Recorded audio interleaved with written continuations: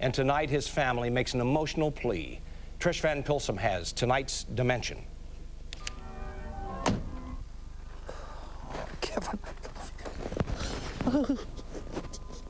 To watch a man's heart break at the grave of his only son is to know with painful clarity the crush of sadness that survives long after the son dies. I have to ask him why. You know, why did you do this?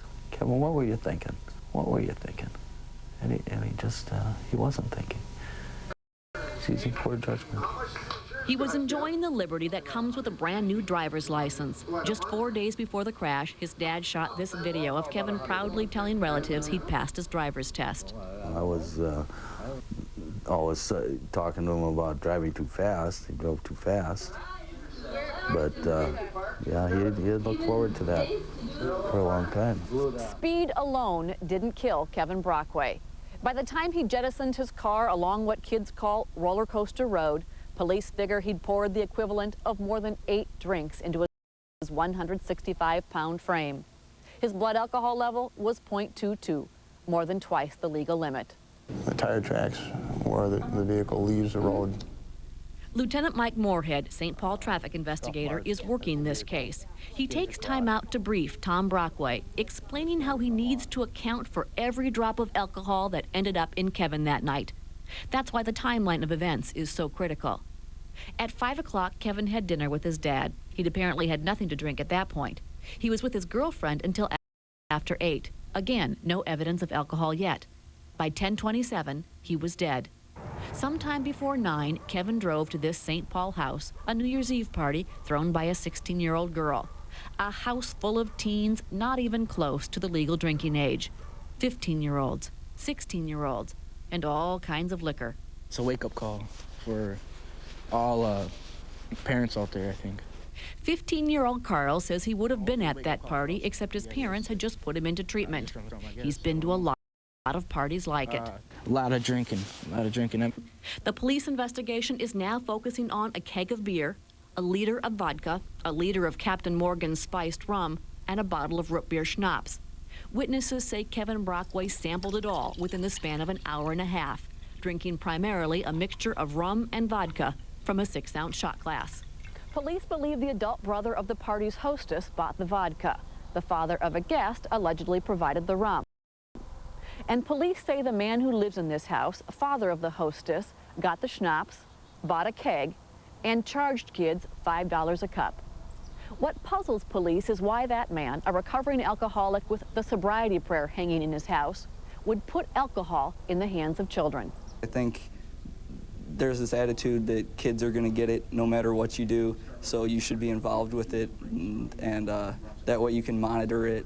Brendan is a recovering alcoholic. He was not at the party and didn't know Kevin, but he's one of a number of kids who told us they know parents who buy their kids booze. I think it kind of backfires. It becomes acceptable. Some of the parents were shocked to learn that their sons or daughters at age 15 or so were drinking oftentimes daily and getting drunk as often as 3 or 4 times a week, and they had no clue. Absolutely no clue. Tom Brockway's first warning his son may have had a drinking problem was his last warning. Oh, I wish I could see him for another minute or 10 seconds. Just hug him. That's it, you know, just have him here for any amount of time. Kevin left the party with a friend named Roy.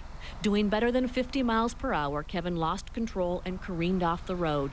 The car wrapped round a tree, snug as 2 pieces of the same puzzle. Crushing Kevin, crushing Roy, crushing every hope held by a parent for a child.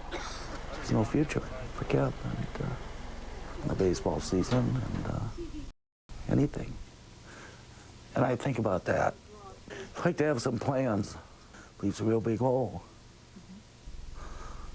Real big hole.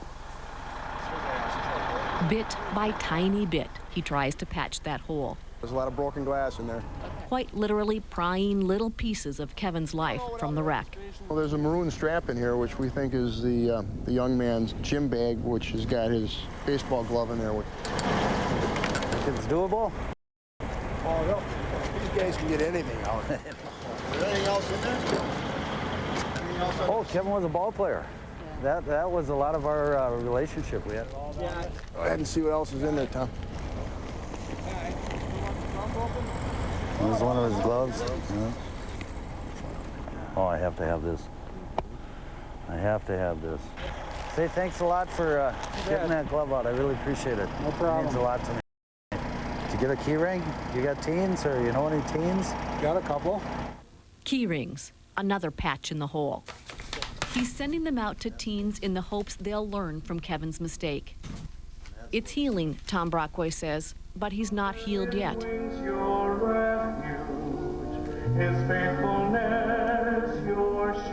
Every so often, he drives to the cemetery, listens to an audio tape of the funeral, Kevin, here we are. Look at us here. and talks with his son. Oh, I love you, Kevin. Oh, spring around the corner, Kev. You playing ball, huh? The boys will be playing. They'll be thinking about you, too. They'll be thinking about you, wishing they had Kevin on the team this year, huh? We miss you. We sure do miss you, Kevin. We sure do.